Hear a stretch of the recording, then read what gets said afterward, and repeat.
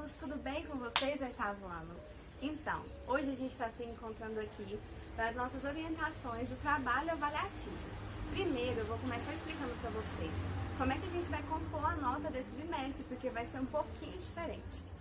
Então, vocês realizaram a ABEB, que valeu 3 pontos. Esse trabalho agora vai valer 6 e aí vai sobrar um ponto de participação, que é tanto das aulas que a gente teve presenciais, quanto a interação que vocês têm aqui na plataforma, tá bom? É muito importante, gente, que a gente siga se comunicando, que vocês deem um retorno nas aulas, pra gente saber se a gente está conseguindo atingir o nosso objetivo, tá bom? Então, pessoal, agora eu vou fazer uma breve revisão, bem breve mesmo, porque se a gente fosse falar todo o conteúdo, ia demorar muito tempo, mas eu acredito que vai ser o suficiente pra gente dar uma recapitulada e vocês fazerem um bom trabalho, tá bom? Então vamos lá. O diálogo 1, intitulado Autoconhecimento Essencial para a Confiança em Si Mesmo, vem falar desse processo de se conhecer. Que a gente se conhece a partir do momento que a gente resolve amadurecer, que a gente sempre tem que se questionar, que a gente vai acabar se comparando com o outro, que quanto mais a gente convive com outras pessoas, mais a gente se conhece, porque aí você vai saber se você gosta de determinadas coisas ou não, é por meio da experiência. Ele também traz pra gente um ponto muito importante, que é que o autoconhecimento, ele é um processo que você vai ter que continuar ele não é pra você faz uma vez, você se conhece uma vez e aquilo acabou, pronto, ponto final. Não é assim, a gente muda, então a gente tem que estar constantemente procurando conhecer o novo eu que a gente tá aí mudando. Porque, por exemplo, se a gente se apega a valores, a gostos que a gente tem quando criança, por exemplo, a gente não vai conseguir amadurecer. E se a gente fica presa àquela imagem que a gente tinha de nós quando nós éramos menores, a gente não vai ter consciência do novo eu que habita, da nova pessoa, da nova personalidade que habita em nós. Então, o autoconhecimento, ele é decisivo, a gente precisa ser um processo continuado. Outra coisa é que, por meio do autoconhecimento, que a gente vai desenvolver a confiança em nós. Porque nós perceberemos que os nossos erros, eles servem de lição, eles são aprendizados, eles são transitórios, eles podem ser corrigidos, e isso vai aumentar a nossa confiança e a nossa maturidade para enfrentar os problemas e os desafios da vida. O diálogo 2, intitulado Desenvolvendo a Crença no Próprio Potencial de Realização, vem falar de acreditar, de ter fé na nossa capacidade de realizar feitos, de fazer algo pelos outros, de alcançar os nossos sonhos, as nossas metas, os nossos objetivos, fazer grandes feitos por nós mesmos ou pelas pessoas que nos cercam. Muitas pessoas acham que quando a gente fala em sucesso, em acreditar em si, em alcançar alguma coisa, fazer grandes feitos, a gente está falando daquelas pessoas que se destacam, né? Que são diferentes, que são ídolos para nós. Elas são muito importantes para que a gente possa se inspirar. Só que a gente não pode achar que porque a gente não faz igual, a gente não está chegando aos pés dela ou não está fazendo tão bom quanto. Nós teremos aspirações diferentes, nós teremos objetivos diferentes e principalmente nós temos oportunidades e ferramentas diferentes. Então, às vezes, desenvolver o nosso potencial de realização é diferente do potencial do outro, porque nós temos oportunidades diferentes. Nós não vamos conseguir alcançar aquele mesmo resultado. E muitas vezes o resultado pode ser até melhor, por mais que a gente olhe o tamanho e quantidade, não é qualidade.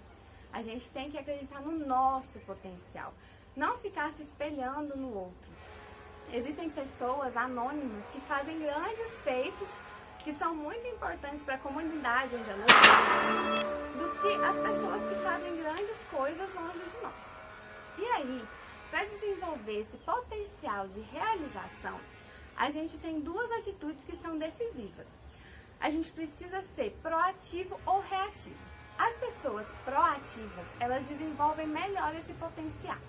As pessoas reativas vêm de reação, né? Elas reagem ao ambiente. Elas fazem, por exemplo, se tem um problema, elas esperam o problema acontecer para elas procurarem a solução. As pessoas proativas, elas procuram meios para que o problema não aconteça. elas se oferecem para ajudar, elas se levantam muito fácil, né, depois de uma queda, depois de um problema. As pessoas reativas não, elas ficam reclamando. As pessoas proativas, elas se responsabilizam pelos seus atos. As pessoas reativas reclamam e colocam a culpa em outra pessoa, a responsabilidade em outra pessoa. E aí, a gente fala que as pessoas reativas, elas são como latinhas de refrigerante. Se você sacudir muito, se você colocar muita pressão, elas explodem, elas não são capazes de fazer diferente. As pessoas proativas, elas são como água, né? Você pode sacudir, e quando você abrir, a água ainda vai estar calma e serena. Então é isso. O diálogo 3, intitulado Autoimagem e Formação da Identidade, vem falar da autoimagem e o papel dela na formação da nossa identidade, da nossa personalidade. Então, gente, a autoimagem é aquela imagem que a gente tem de nós, que o inconsciente faz de nós. O inconsciente, ele vai influenciar tanto na nossa autoimagem que, por exemplo, às vezes quando a gente está bem, está muito feliz, a gente se olha no espelho e se acha uma pessoa vitoriosa, né? Se acha bonita fisicamente mesmo.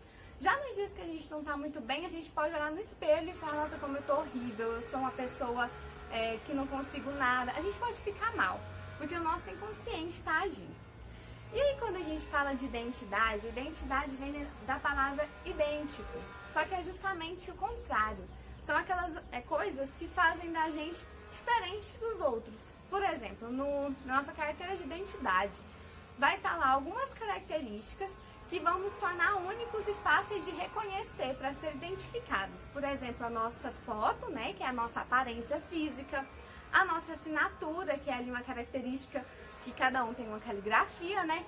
Outros uma letra bonita, outros nem tanto, eu acho que vocês sabem disso. E aí tem outras coisas que não vão no documento, por exemplo, que são a nossa personalidade, o nosso humor, as nossas características internas, né? Aquilo que nós somos dentro de nós, e isso faz parte tanto da nossa identidade quanto da nossa personalidade e faz parte da autoimagem. Como a gente se vê? A gente se vê uma pessoa interessante, bem-humorada, ou uma pessoa triste, uma pessoa depressiva, uma pessoa desanimada. Então, e aí, essa autoimagem que a gente tem, tanto física quanto psicológica, ela é determinante para que a gente vença ou fracasse. Lembra que eu disse que às vezes quando a gente está muito bem, a gente consegue ver no espelho uma pessoa vitoriosa, guerreira, bonita. E quando a gente não está bem, a gente vê uma pessoa triste, feia, e a gente acaba se desanimando. Então essa formação da autoimagem é decisiva para como a gente vai se portar, e aí vai nos motivar a correr atrás dos nossos objetivos, por exemplo. E aí tem uma coisa, um fator que assim é muito importante a gente lembrar, que são os padrões estéticos instituídos pela sociedade, que às vezes nos fazem sentir mal, porque a gente não consegue alcançar determinado padrão, né? Determinados estereótipos.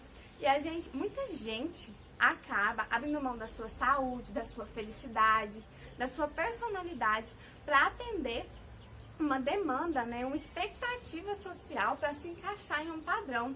E isso é muito ruim, porque você forma você tem uma autoimagem, né, que não é suficiente nunca.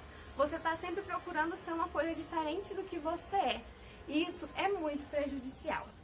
O diálogo 4, intitulado O Valor e a Arte da Busca da Felicidade, vem falar da felicidade, né? Uma arte a ser conquistada, a ser procurada, a ser buscada, alcançada, muito almejada por todos. Então, gente, primeiro vamos começar dizendo que a felicidade é um atributo pessoal. Quer dizer que às vezes felicidade para uma pessoa pode não ser felicidade para outra. O que deixa uma pessoa contente e satisfeita pode não ser assim tão relevante para outra pessoa, pode ser motivo de tristeza. E aí a gente também precisa pensar se nós estamos sempre em busca de uma felicidade que não é imaginada, que não é, vamos ver, idealizada, né? Porque a gente imagina, um dia eu vou ser feliz, a gente tem muita mania de falar isso. Eu serei feliz quando eu tiver uma casa, ou quando eu formar, ou quando eu tiver um carro, principalmente quando a gente fala de coisas pessoais, bens materiais. E aí a gente fica criando um ideal de felicidade e muitas vezes se frustra. Porque na verdade a felicidade ela não é uma coisa assim constante, não. Existem momentos de felicidade e momentos que não são nem felizes ou talvez sejam tristes, né? No dia a dia, por exemplo, não tem como eu dizer que eu sou feliz 100% do tempo, né? Às vezes eu sou animada, eu sou muito positiva, né? A gente vê as coisas que acontecem de ruim, os percalços com bons olhos, mas a gente não é capaz de ser feliz o tempo todo porque certas coisas vão nos magoar, vão nos afetar. E aí a gente tem que entender que a felicidade, ela deve ser procurada, encontrada nos pequenos momentos. Porque assim a gente não vai ficar idealizando uma coisa e se frustrar depois. E é muito importante essa busca pela felicidade, porque é ela que nos motiva. Por exemplo, é muito bom receber os aplausos, né? A gente fica feliz, então você vai fazer uma boa peça para ser aplaudido. É muito bom tirar uma boa nota, a gente fica muito feliz, então eu vou estudar para ter uma boa nota. É muito bom conquistar bens materiais, então eu vou ter que me esforçar para conquistar essas coisas. Só que a gente não pode viver só em prol disso. Mas isso é uma grande motivação e a gente tem que ver as felicidades nos pequenos momentos constantemente no nosso dia a dia. E aí outra coisa que vale ser lembrada é, por exemplo, se exercitar, praticar exercícios físicos para se sentir melhor. Por quê? Porque o exercício físico ele vai liberar hormônios que nos darão a sensação de felicidade, de completude, de estar completos, né? De estarmos satisfeitos. Então existem estudos que apontam que realizar tarefas, assim, atividades ao ar livre, por exemplo, é muito bom. Fora que é muito divertido, né? É muito divertido fazer uma atividade em grupo, ou se não, se desafiar, procurar sempre fazer coisas diferentes. Então isso nos traz o sentimento de estarmos completos e estarmos felizes. E agora a gente conclui com o diálogo 5. O diálogo 5 é cuidando da afetividade e da sexualidade para ter uma vida feliz. A gente não terminou ele, a gente não concluiu ele todo, porque veio aí a pandemia. Então no trabalho eu só vou exigir a parte que eu passei em sala de aula, tá bom? E a que eu tô reforçando aqui agora, que é a mesma que eu passei em sala. Então, gente, a afetividade e a sexualidade, elas são importantes, elas fazem parte da nossa vida.